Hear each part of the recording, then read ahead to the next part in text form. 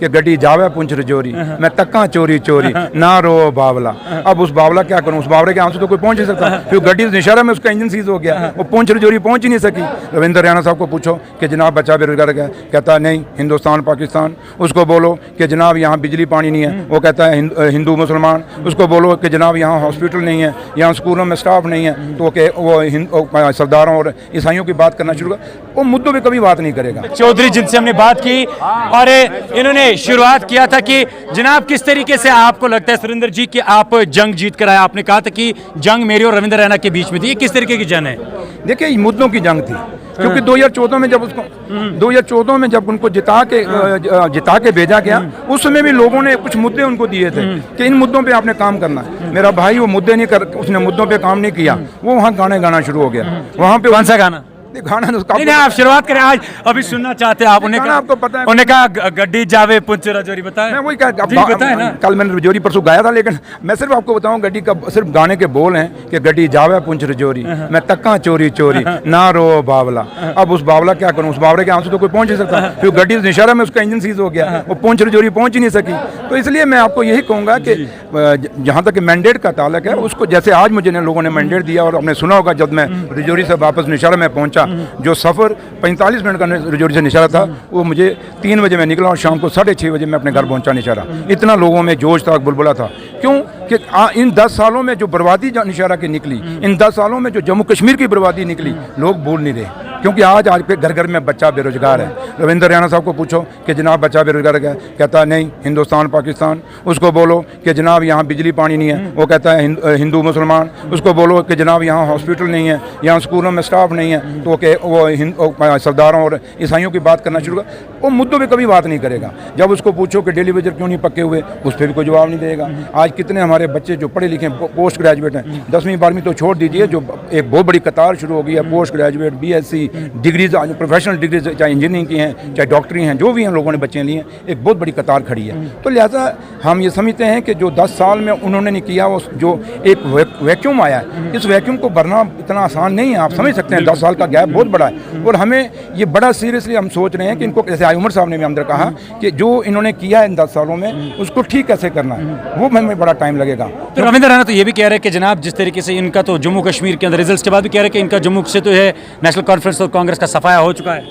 मेरे ख्याल उसको मेरी शक्ल भूल गई होगी जब वो बात कह रहा होगा।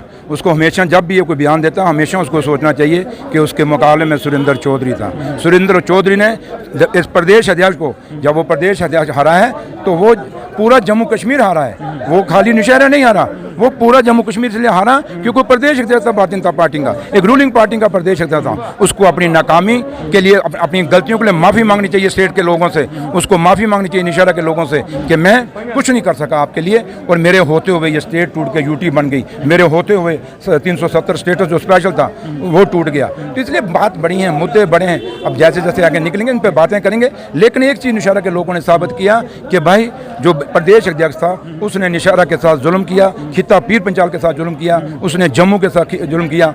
आज जो मेरे मुकाबले में कैंडिडेट था भारतीय जनता पार्टी का, वो इन मुद्दों के लिए हारा है वहाँ। आखिरी मेरा सवाल है, जिस तरीके से नेशनल कॉन्फ्रेंस को एक मेजर यू कह सकते हैं कि कंट्रीब्यूशन मिला है, या जिस तरीके से 42 MLAs जीत कर आए, तवक्का क्या रहे? वो तो ये भी कह रहे हैं कि जनाब इनसे तो कुछ होगा नहीं, ये तो बस लोगों को बेवकूफ़ बनाने के चक्कर में जो जहाँ तक नेशनल कॉन्फ्रेंस का ताल्लुक है, नेशनल कॉन्फ्रेंस को इसकी रविंद्र रैना को सफाई देने की जरूरत नहीं है। नेशनल कॉन्फ्रेंस का माजी में आप जाएं, अगर आप बैक इसकी पास्ट देखें, नेशनल कॉन्फ्रेंस का इतिहास रहा है। चाहे बेरोजगार, मुझे बताएं 2012 में मास्टरों की पोस्टें निकली थी, उसके बाद बीजेपी ने निकाली। नेशनल कॉन्फ्रेंस के टाइम में डेली वेज भी लगे, रहबर तालीम भी लगे, रहबर खेल भी लगे, रहबर जंगलात भी लगे, कितने सारे NYC भी लगे, और भी कितने मुलाजिम लगे। लेकिन मुझे बताओ इन्होंने मैंने नियाज रखा, किसके लिए नियाज रखा? इसके लिए नियाज रखा, नियाज खुदा तरम की कसम मैंने नियाज रखा। ये बुरे जी, अब तो यहाँ से आखिरी में आपको क्या लगता है, सेंटर को क्या मैसेज देना चाहेंगे? नेशनल कॉन्फ्रेंस को, सेंटर को, हम सेंटर को जवाब दे नहीं है, हम रविंद्र रैना को जवाब देनी है। हम जवाब दे हैं अपने उन वोटर को जिन वोटरों ने नेशनल कॉन्फ्रेंस के कैंडिडेट जिता के भेजे।